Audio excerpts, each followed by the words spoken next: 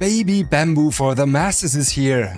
And it's a bed slinger. But it promises advanced tech, fast printing, and allegedly the most convenient user experience than ever before. Come join the 24/7 printing review, where we break down the A1 Mini as well as the marketing to the bones and where we test technology deeply and extensively. Stay tuned, that's gonna be a disclosing ride. This video is sponsored by Surfshark VPN. Check the link below for an exclusive offer.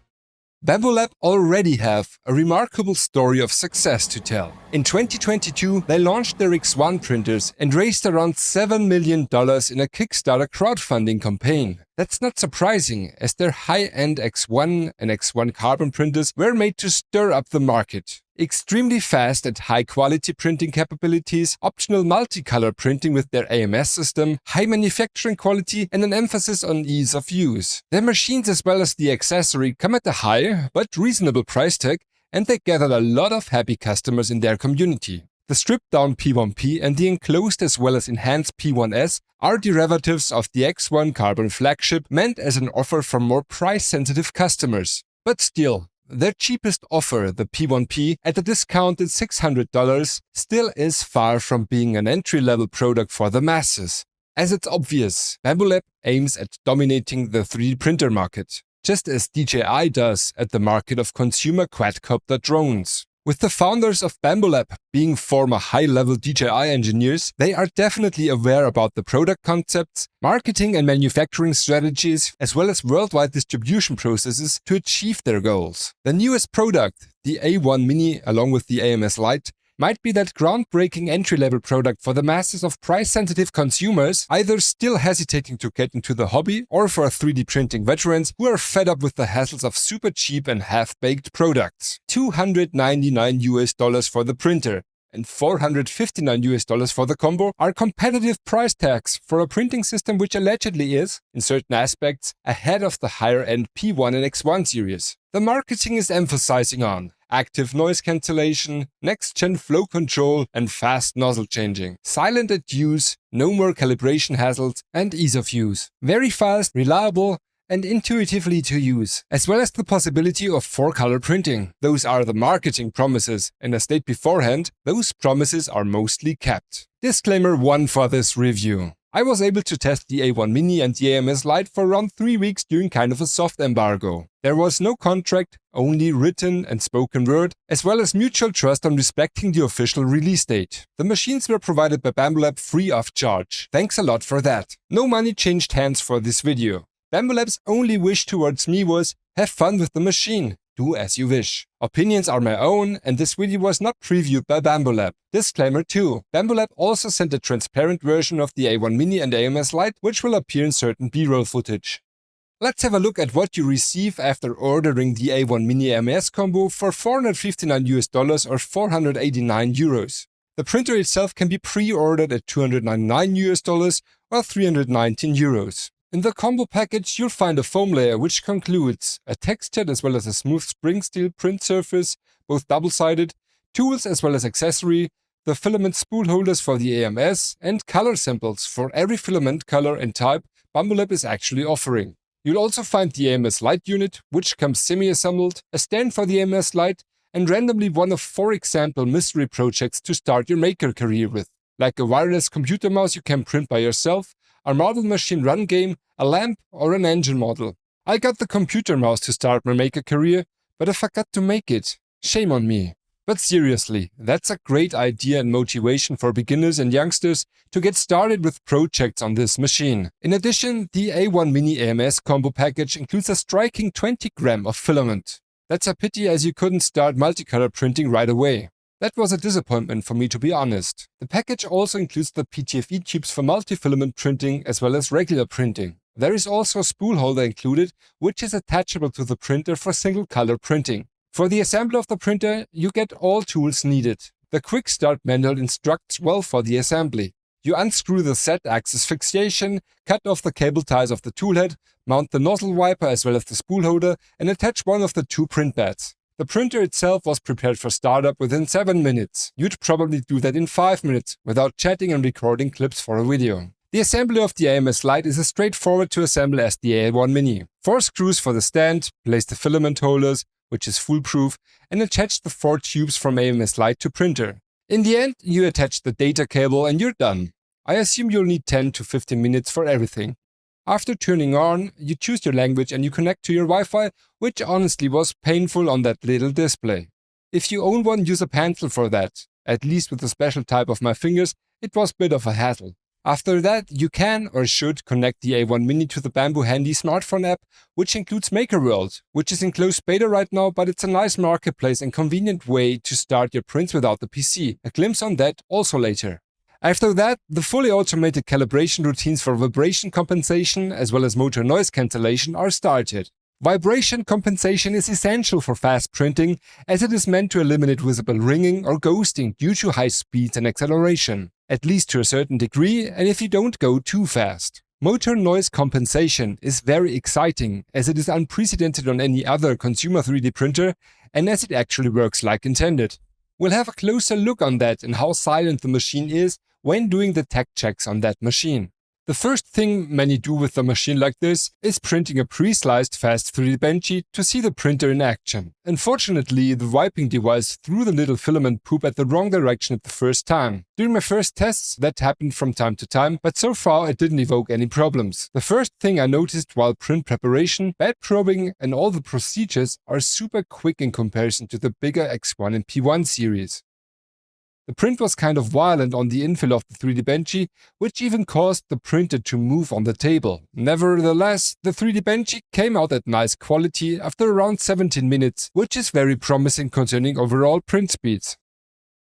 Even though the movement seemed quite violent on the A1 for that fast 3D benchy, this little printer feels heavy, sturdy, and it looks like it's made for fast and reliable printing. I like that rather simple and straightforward industrial design. Even though it reminds me a bit on the equipment at my dentist, it definitely doesn't look or feel cheap. Quite the opposite. It somehow welcomes you to touch and use it with its old school rounded corners and that tiny touchscreen looking at you. And yeah, many of you were disappointed because it's a Bed Slinger, even though Bambu Lab stated, no more Bed Slingers. Consider this. Scaling down a Core XY P1P, for example, to 180 cube build volume wouldn't make it proportionally cheaper. The actually expensive tech overhead would just stay the same, and an entry-level product like this wouldn't make sense in any respect. So let's rather welcome how it is executed, and that it comes with MGH12 linear rails for X, which seems to be a great fit and a logical choice for this printer concept. On the Z-axis, we even have a beefy MGN15 linear rail. I personally have never seen that before on a 3D printer. Have you? Please tell me in the comments. Also, it's lead screw driven, and it's hidden within the custom aluminum extrusion.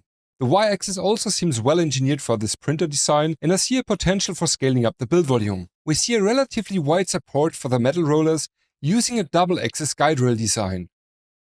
For the X-axis, Bambu Lab chose a 6mm belt. The Y-axis of the A1 Mini is moved with a 9mm wide belt. In addition, belt tensions are constantly monitored. On the X-axis, while measuring off the resonances before every print, on the Y-axis there is a load cell for monitoring belt force and therefore the tension. All interfacing and supporting elements are executed as metal construction. As a novelty for the motion system, the marketed highlight is active motor noise cancelling.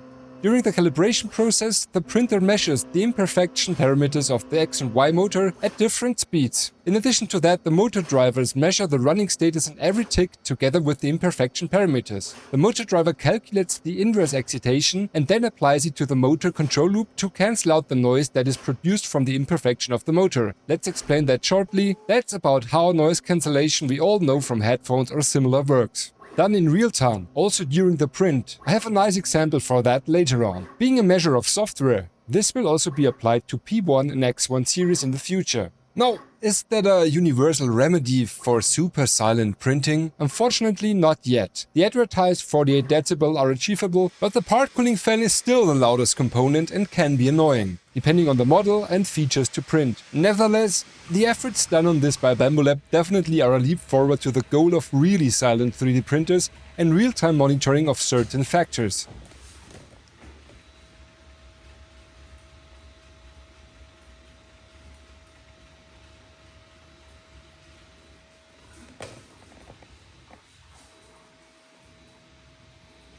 That's around 3 meters. Opening the bottom lid reveals the tight but tidy electronic package of the A1 Mini. Functionally, the central element is the custom mainboard interfacing with all electronic components. The printer is powered by a 150-watt power supply unit. This also reveals that we have a DC print bed, which is controlled and powered directly from the mainboard. And we also see the exposed antenna for Wi-Fi, which was 100% reliable and felt quicker at download than on my P1P or P1S during my testing. The custom motor drivers are covered by a rather massive heatsink, which receives some cool air from a rather silent fan you'll mostly only hear while printing. The printer comes with a 32GB microSD card, which is used for print files sent from Bambu's slicer Bambu Studio or Bambu's marketplace makerworld.com. Also for the time-lapses recorded with the integrated camera. The 1080p camera streams and records at around 1 frame per second. The image quality is sufficient to observe the print progress wirelessly in Bambu Studio or in Bambu Handy, the smartphone app for Bambu Lab Printers.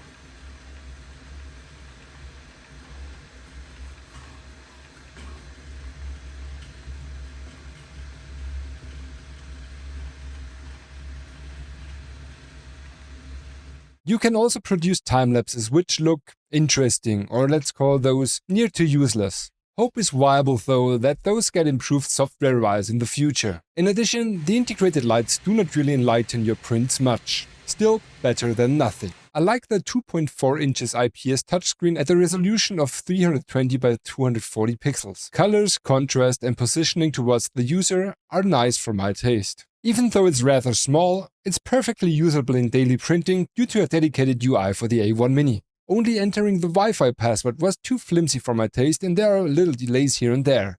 I'd call it slightly superior over the P1 series display. Even though being a bit more laggy on the processing side, the X1 Carbon display is still far ahead concerning convenience and functionality. You see, the Bambu Lab product strategy works. Oh, by the way, are you tired of your favorite shows being location restricted? That news services are only available for selected nations? Do you actually hate that feeling of being exposed while using free Wi-Fi outside your home? Dealing with those cookies all over the web? For you, it's time to use Surfshark, the sponsor of this video. Use Surfshark and allow yourself to get entertained and informed like being anywhere in the world. Finally use the internet safely, no matter if it's on public Wi-Fi or while browsing the web at home. Surfshark features over 3,200 servers in 100 countries, alerts you for potential breaches of your personal data, protects you from viruses, and allows browsing without a trace. Use Surfshark on any device like your Windows or Apple PC, or Android as well as iOS smartphones. One license for all. Get Surfshark VPN at surfshark.deal/247printing and enter promo code 247printing for an exclusive offer and 3 extra months for free. The aluminum print bed with integrated heater is thin. Very thin. It's only 2 mm. Flatness and evenness are a concern I'll address later during the print tests. It's sandwiched by insulating foam at the bottom and a magnetic sticker at the top, which carries the spring steel print surface. I assume the insulation is desperately needed due to the low thermal mass, as there is only a very low amount of metal used. On the thermal sensor of the bed, it reaches 60 degrees Celsius in 2 minutes and 45 seconds. On the thermal camera, that's a measured 53 degrees Celsius at the center and 49 degrees Celsius at the front edges. Its maximum temperature is limited to 80 degrees Celsius. Printing ABS or other industrial-grade material like PC or nylon is not recommended or supported. It reaches sensor measured 80 degrees Celsius after 6 minutes and 42 seconds. The thermal camera states 73 degrees Celsius at the center and around 70 degrees Celsius at the edges. Even after waiting an additional 10 minutes, it doesn't get hotter or more equally distributed. I'd call heat distribution over the printer area as okay and sufficient. The focus obviously was on lightweight over thermal mass here. In addition to the poop sling at the x-axis, the print bed carries 2 wiping areas at the rear, which are used at the preparation processes. One perforated metal area to push back filament at the nozzle, and a rough silicone wiper to clean the nozzle from filament debris. This is crucial, as the nozzle is used for homing as well as bed probing, and as marketing guarantees, always perfect first layers. I'd say not perfect everywhere, but always usable. On certain areas, the nozzle just seems a bit too close. as that thin aluminium bed, on at least my printer, is kind of crooked. This print bed heavily relies on automated nozzle bed probing, which is achieved with the nozzle contact to bed and a so-called eddy current sensor positioned on the toolhead. But step by step. First of all, the A1 Mini comes with a new Bambu Lab nozzle hot end design, which promises one-hand nozzle changing in 30 seconds. Alright, challenge accepted, let's try this. I'd say if you exercise hard enough, that's achievable, and you'll have the advertised quick swap revolution. The hot end now consists of nozzle and heatsink as the one part to be changed, and clip closure as well as heater and temperature sensor fixated on the toolhead. From my point of view, a big step forward over the actual X1 and P1 hot end nozzle design. Honestly, a great way for nozzle changing, maybe the best on the market. What do you think? Please leave your thoughts in the comments. We'll probably see this in the X2 and P2 series in the future, and in the copycats. Theoretic maximum temperature on the provided stainless steel nozzle is 300 degrees Celsius. The direct drive metal extruder is driven by an NEMA 11 motor with helical gearing, and it's driving a rather big gear which moves the filament to the hot end. We have a filament runout sensor, which is executed with a Hall sensor and a triggering magnet. In the numerous teasers before the release, the A1 Mini was even advertised to detect tangled filament spools. I tried it. It works, but probably that's not like intended, or is it? Don't expect high-tech or a killer feature here. The Hall sensor probably just detects the pulled back filament, similar to runout. The toolhead also carries a PCB which interfaces the toolhead periphery to the mainboard at the bottom via USB-C. Printing carbon, glass fiber reinforced polymers is not recommended at default setup. Max stated flow rate is 28 cubic millimeters per second with Bambu Lab ABS at 280 degrees Celsius. For Bambu Lab PLA Basic, the flow rate is limited to 21 cubic millimeters per second in the slicer, which seems to make sense for this extrusion system. For third-party PLA filaments, Bambu Lab goes conservative at 12 cubic millimeters per second, which has an impact at print times depending on the layer heights. That little toolhead brings even more to the table. It's advertised to have automated flow dynamics or pressure advance calibration before every print and active flow rate compensation during the print. Now this sounds really exciting, right? This could be important and handy for the user, as the commanded flow rate and pressure prediction in relation to the print speed can be calibrated by getting the force response on the nozzle. That's achieved by measuring the pressure directly on the nozzle hot end combination. No load cells on the print bed needed anymore. And no rather complicated LiDAR system like on the X1 Carbon or like on Creality's K1 Max, or manual methods like on the P1 series or with Clipper. Does it work? It seems like that. Did I ever calibrate the flow pressure value on the P1P manually? Nope. And it works great anyways. For those choosing the A1 Mini AMS combo, the spools can simply be attached to the corresponding spool holders of the AMS Lite, if you're using Bambu Lab Filament, or if the inner diameter of your third-party spool matches the quite tight tolerances between 53mm and 58mm. Not the case, for example, for the Sunlu PLA spool I used.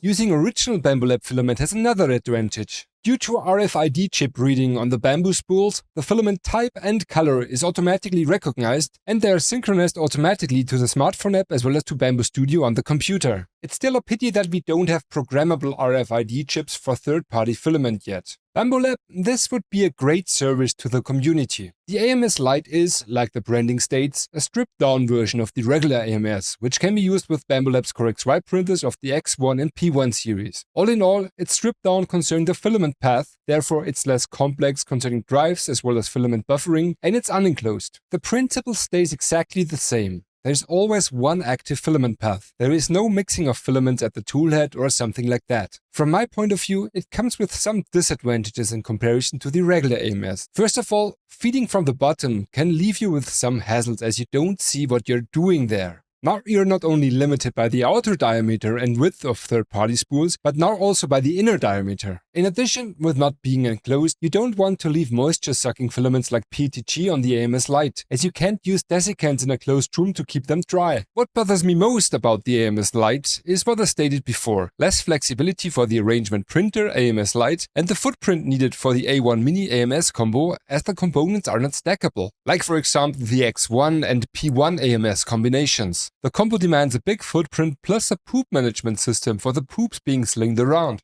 Other than that, it works great, and in my case, also reliably and flawlessly so far. I didn't have a single failure or flaw with it. If you are into multicolor PLA printing and/or if you want to use it as a PLA filament magazine, that's the best way to finally do that at a low price for a printer and system. In addition, the procedure of how to start your prints will be simplified massively with Bambu Lab's new marketplace makerworld.com in the future. I attended the closed beta for some time now, and I mostly enjoyed the intuitive process of browsing for models and sending them to the printer, with MakerWorld being integrated in Bambu Handy, the smartphone app for Bambu Lab printers. You can also just use your browser and Bambu Studio to get started with printing one or multicolored models using the presets coming in MakerWorld. Let me tell you beforehand, I'm not a big fan of multicolor printing with devices that require filament changing and flushing the hot ends. The results might be nice, but I don't like the effusive waste and exorbitant print times for this. Anyways, the multicolor prints I made were mostly sent over MakerWorld on the smartphone app, and besides some color bleeding and little imperfections, they looked good. I hope my niece and nephew will like those super cool Flexi factory models, as I don't really have much use for those. At least we have PLA recycling services in Germany. What do you do with your filament waste? Please tell me in the comments. Ich sende mein Filamentmüll to recyclingfabrik.com. The torture toaster I printed shows good overhangs and the moving parts work like intended, but the tolerance test only worked until 0.3 mm.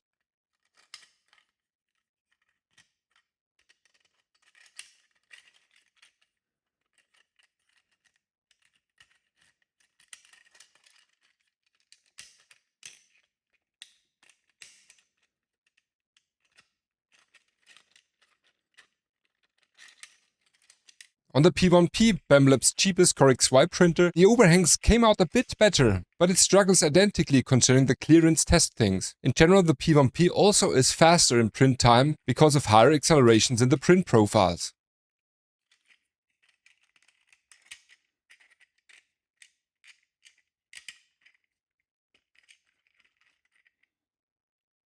The hand-sliced 3D Benchy, which I printed with third-party filament, looks good aside the typical slow to fast transition on the outline going from shiny to matte. And there is a tiny gap at the rear as well as a slight gap at the smokestack.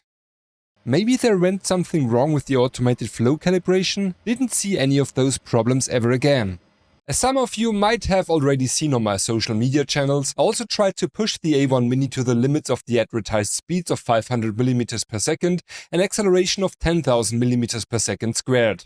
For sure, the goal for this cannot be to print super pretty at max specification, but I was curious if it could even finish those prints at the advertised speeds. First, I did a 24/7 printing classic, a simple cylinder of 170 mm in diameter printed in waste mode with 2 bottom layers. I maxed out the speed settings, set the default profile to 0.12 mm layer height and 0.4 mm line width. I turned off auto-cooling and therefore speed reductions and let it fly. Using regular Sunlu PLA Plus at 230 degrees Celsius, that's a requested 24 cubic millimeters per second of volumetric flow with those settings. And now listen to this, right after the spiral phase kicks in. You actually hear a change in noise. Might the active noise cancellation do its thing here?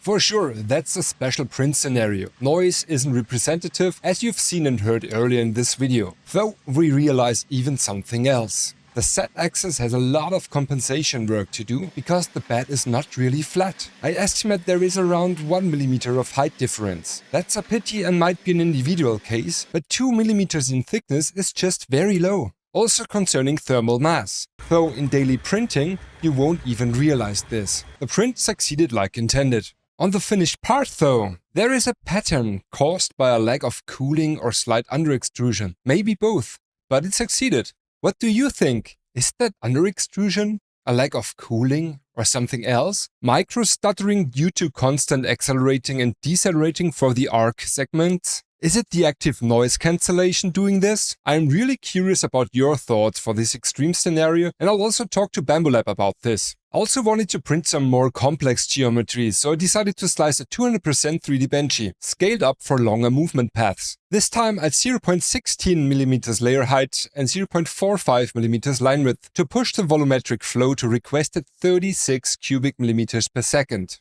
That will cause a lot of pressure at the nozzle at peak speeds and therefore peak flows. Also a challenge for the just released polysonic high-speed PLA on this hot end, even at those elevated temperatures. Watch that movement.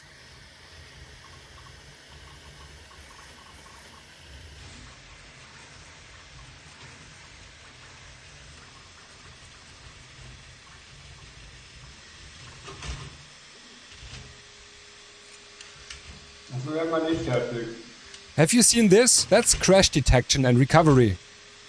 Zuerst recht nicht. That's not a particularly new feature, but hardcore tested with that print.